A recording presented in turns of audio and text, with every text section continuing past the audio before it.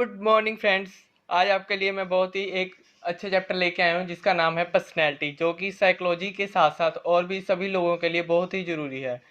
बहुत से लोगों ने मुझसे ये पूछा कि हम ये कैसे जान सकते हैं कि दूसरे बंदे के व्यवहार को देखकर हम उसकी पर्सनैलिटी को जज लगा सकते हैं कि नहीं लगा सकते, उसके व्यक्तित्व को हम समझ सकते हैं कि नहीं समझ सकते। ये उन लोगों के लिए स्पेशल मैं उनके लिए लेके आया हूँ जिन्होंने मांग की थी, सर हमें पर्सनैलिटी के ऊपर वीडियो बना के आप हमें बताएं। चलिए सबसे पहले हम जानते हैं पर्सनैलिटी को क्या प्रभावित करता है, यानी कि पर्सनैलिटी शब्द। पर्सनैलिटी शब्द को सबसे पहले हम उससे पहले भी जानते हैं पर्सनैलिटी को हिंदी में क्या कहते हैं। हमने अक्सर सुना होगा, सभी कहते हैं व्यक्ति की पर्सनैलिटी ये है, पर्सनैलिटी वो, इसको हम हिंदी में क्या कहते हैं। चलिए हम आपको बताते हैं पर्सनैलिटी को हिंदी में क्या कहते हैं। व्यक्तित्व, बंदे के व्यक्तित्व के बारे में हमने आज जानकारी प्राप्त करनी है, जिसको हम इंग्लिश में क्या कहते हैं, पर्सनैलिटी। चलिए, हम जो वह बनना चाहते हैं, जिसकी वह कामना करते हैं, वो चीज़ हमारे पर्सनैलिटी यानी कि व्यक्तित्व को बहुत ही प्रभावित करती है।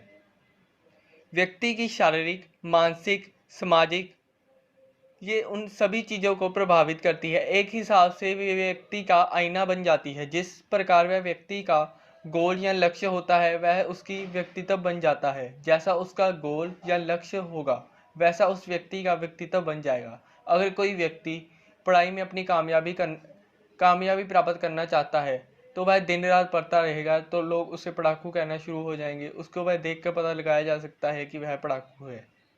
चलिए अब जानते हैं कि पर्सनैलिटी शब्द की उत्पत्ति कहाँ से हुई। पर्सनैलिटी शब्द का यानी कि जन्म कहाँ से हुआ। पर्सनैलिटी शब्द का जन्म लैटिन भाषा पर्सन से हुआ है, जिसका अर्थ है मांस यानी कि मुखौटा। पहले के समय में यानी कि यूनानी आज से 2 या 4 साल नहीं, बल्कि 2 या 4 सदियां पहले लोग लोग कह सकते हैं मुखौटे डालकर वह नाटक वगैरह करते थे, अपने आप को दूसरे के प्रति दिखाते थे कि हमने ये रोल अदा किया है।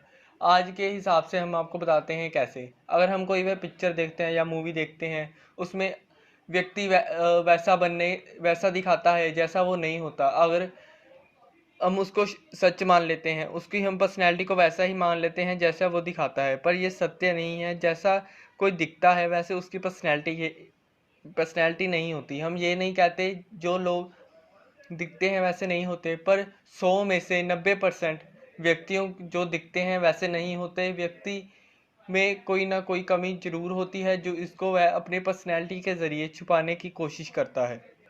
आजकल लोग वह व्यक्ति के व्यक्तित्व को कैसे समझते हैं, चलिए जानते हैं। व्यक्ति की शक्ल सूरत देख के, उसकी बुद्धि को देख के, उसकी वह हरकतों को देख के उसकी पर्सनैलिटी यानी कि व्यवहार को पता लगा लेते हैं लोग आजकल के, जो कि वह हम गलत कहते हैं। साइकोलॉजिस्ट ने कुछ और ही कहा है। सबसे पहले हम जानते हैं ट्रेड्स यानी कि शल्पगुण, जिसको हम हिंदी में शल्पगुण कहते हैं और इंग्लिश में ट्रेड्स कहते हैं। इनके मीनिंग के बारे में हम जानते हैं। चलिए, शल्पगुण के बारे में श्री वास्तव ने लिखा है कि वह शल्पगुण वह होते हैं किसी व्यक्ति को एक मुश्किल परिस्थिति में कम से कम 2 या 3 बार डालना और बार बार उसी व्यक्ति का उस परेशानी में जो हरकतें करता है वह उसका व्यक्तित्व कहलाता है।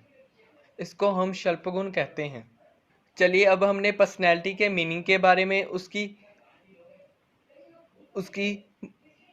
उत्पत्ति कहाँ से हुई उसके बारे में हमने थोड़ी बहुत जानकारी प्राप्त की है। अगर आपको इस बारे में कोई आपत्ति है तो हमें बताएं।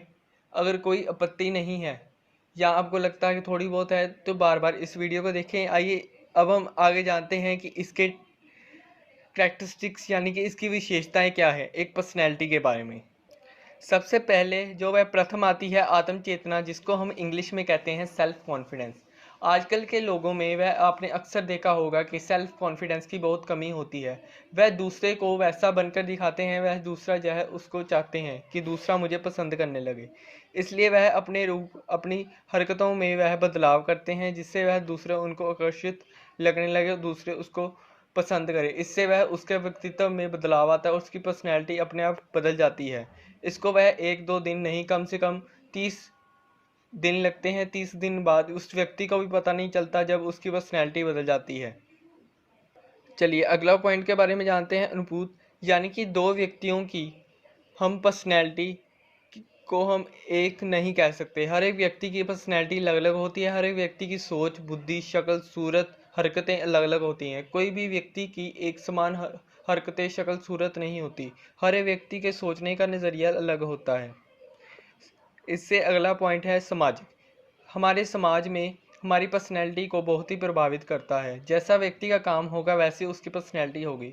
अगर कोई वह अमीर व्यक्ति है तो वह अच्छे अच्छे कपड़े डालेगा, बाहर से बहुत अच्छा लगेगा, उसकी वह एसियों में रहेगा, अमीर गाड़ियों में घूमेगा। अगर वही कोई व्यक्ति गरीब होगा तो वह उसके मेहनत करेगा, गर्मियों में पसीना बहाएगा। उसको वह व्यक्तित्व को देख के, उसकी पर्सनैलिटी को देख के पता लगाया जा सकता है कि वह कितनी मेहनत करता है और वह कैसा परिश्रम करता है। अमीर को देख के पता लगाया जा सकता है वो कैसा परिश्रम करता है। ये भी हमारे व्यक्तित्व के बारे में व्यक्ति को देख के पता लगाया जा सकता है। अगला पॉइंट है इन्वायरमेंट।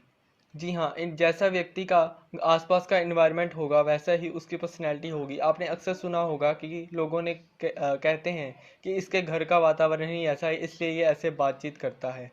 हमारे घर के वातावरण या हमारे आसपास के वातावरण भी हमारे व्यक्तित्व को प्रभावित करता है। अगर कोई व्यक्ति की वह वाणी शुद्ध है और वह अच्छे काम करता है तो लोग यही कहेंगे कि उसके घर वालों ने उसे अच्छी शिक्षा दी है, अच्छे स्कूल में पढ़ा है।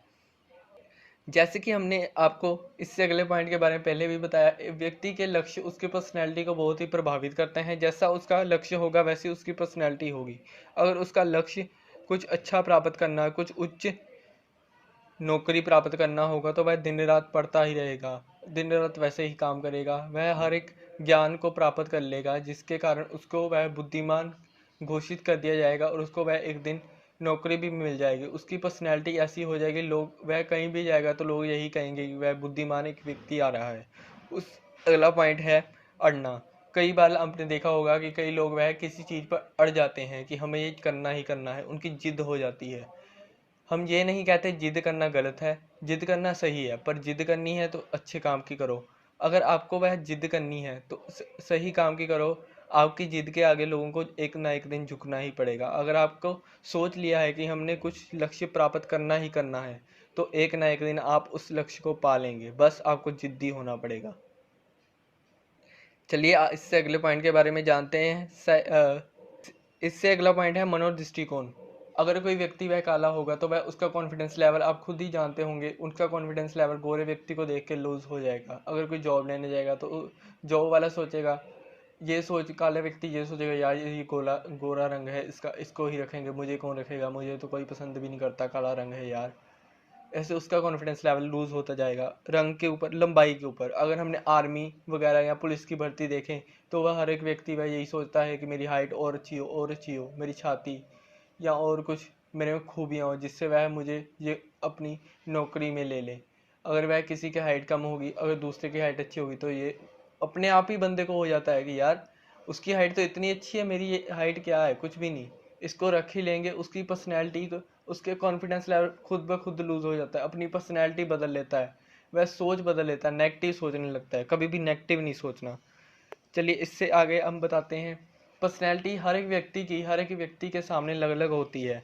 टीचर्स के सामने उसकी पर्सनैलिटी अलग होगी, फ्रेंड के सामने। टीचर्स के साथ वह कई बार व्यक्ति वैसी बातें नहीं करता जो अपने फ्रेंड के साथ कर लेता है। फ्रेंड के साथ तो वह व्यक्ति अपने दुख सुख बता लेता है, पर टीचर को बस वह केवल पढ़ाई के बारे में बातें कर लेता है। हर एक व्यक्ति के सामने अपनी पर्सनैलिटी अलग अलग होती है। किसी भी व्यक्ति की पर्सनैलिटी सभी के सामने एक समान नहीं होती। हर एक व्यक्ति के बहुत सारे चेहरे होते हैं, बहुत सारी खूबियाँ होती हैं। चलिए अब हम इससे अगली वीडियो में जानेंगे विद्वानों की कुछ विद्वानों ने पर्सनैलिटी के बारे में क्या क्या हमें उसकी खूबियाँ बताई हैं और क्या क्या कमियाँ उनमें हैं जो उन्होंने हमें परिभाषाएं दी हैं। उसके बारे में हम उनकी आलोचना जानेंगे और उन्होंने क्या कहा हम वो जानेंगे। अगर आपको ये वीडियो अच्छी लगी हो और आप इस वीडियो को देखकर खुश हुए हों तो इस वीडियो को लाइक और सब्सक्राइब अवश्य करें। और अगर आपको इस वीडियो में कोई दिक्कत आई हो तो वह कमेंट करके मुझे ज़रूर बताएं, जिससे आपको अगली वीडियो और अच्छी लगे। और हाँ, बताना ज़रूर, क्योंकि इससे मेरा भी कॉन्फिडेंस लेवल बहुत ही प्रभावित होता है। आशा करता हूँ आपको ये वीडियो अच्छी लगी होगी। Thank you.